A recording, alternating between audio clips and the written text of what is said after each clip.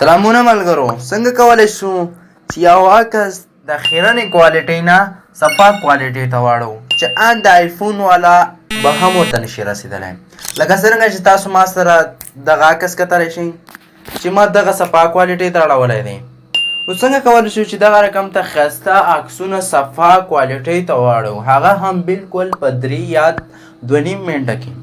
نو په دغه ویډیو کې درته ټوله طریقه هم د ویډیو شروع کول نه مخکې یوه کوچنۍ غوندې یوه دننه کوم که چېرته زموږ چینل کې نوي یاست زموږ چینل درسره سبسکرایب کړئ او د بیل ایکن تڼۍ درسره کېږئ تر څو هره نوې ویډیو تاسو پرې در ورسېږي او دغه ویډیو درسره لایک کړئ.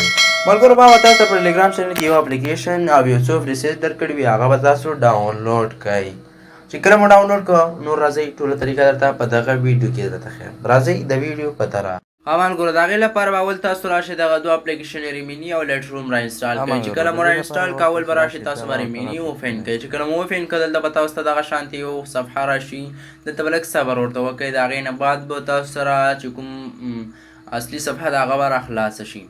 دلته به چې د کومه صفحه راخلاص شوی په امپورټ فوټوز په دې باندې به کلیک کړئ. چې کله مو په دې باندې کلیک کړه دلته به بیا راشئ خپل عکسونه به ورته انتخاب کړئ. کوم عکسونه چې غواړئ صفا کوالټۍ ته غواړئ هغه عکسونه به انتخاب کړئ. په ډن باندې کلیک کړئ. مثلا دغه عکس زه غواړم چې صفا کوالټۍ ته واړوم، د دې اخر کې نتیجه درته ښیم. بیا به راشئ په ایمیج باندې کلیک کړئ. چې کله په ایمیج باندې کلیک کړه اوس به راشئ دلته لږ صبر به ورته وکړئ. بیا به راشئ تاسو ته دا شان صفحه دلته ګورئ ملګرو مخکې عکس اوسنی عکس دا شانتې دی، مخکینی عکس دا شانتې و خیرنو.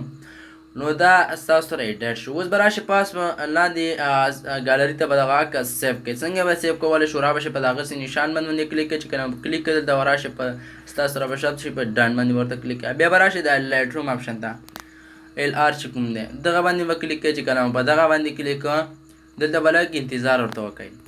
لایټ روم دلته مو چې لږ انتظار وکړه د هغې نه بعد به چې دی تاسو سره یوه بله صفحه راشي. کومه صفحه چې درته ښکاري دغه په دغه ځای کې به هغه عکس راواخلئ کوم چې موږ ورته صفحه کړی و هلته. بیا به ما تاسو ته څو پریسیس درکړي چې په ټلیګرام چینل کې ترلاسه کولی شئ، په واټساپ چینل کې هغه نه اپلوډ کېږي او همدارنګه به مې یو اپلیکیشن هم درکړی. دې لپاره به تاسو راشئ پاس په دا 3 ډاټ باندې به ورته کلیک کړئ.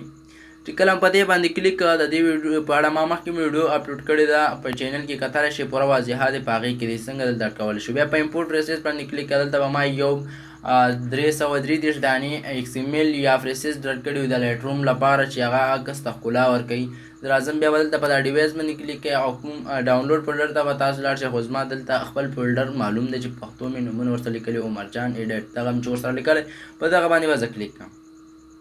دلته زما سره چې دی دا وګوره زیات XML دی. اوس به راځم دلته په هر یو چې کلیک کړم هغه داسې سلیکټ کېږي. خو تاسو به راځئ یو باندې سلیکټ کوئ، ټول به یو دم په هر یوه به ګوته کېده کوئ، یو باندې به ګوته کېږي او بیا پاس دا 3 ډاټ کلیک په سلیکټ چې کوم درته ښکاري په دې باندې کلیک کوئ. دا دویم نمبر نشان دا به ټول سلیکټ شي. بیا پاس په دا سلیکټ باندې کلیک کړئ 333 دانې دا به تاسو سره ټول اډ شي.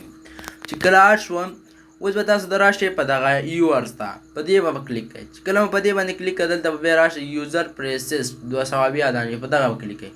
دلته اوس چې تاسو په کوم پریسیس باندې کلیک کوئ هغه به تاسو سره اپلی کېږي. لکه اوس دلته ګوره زه دا اپلی کوم، وګوره څومره ښایسته ایډیټ شو.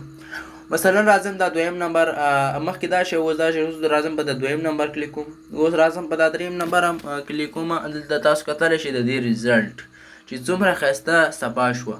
په دوه اپلیکیشنو کې په 3 منټه کې تاسو کولی شئ عکس ایډیټ کړئ. نه چاته زارۍ کول شته، نه هم آیفون والا نه هم دلته عکس ښایسته ډیزاین کې جوړېږي.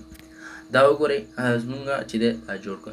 چې کوم یو ډیزاین مو خوښ شو هغه به داسې په عکس باندې اپلای پرېږدئ.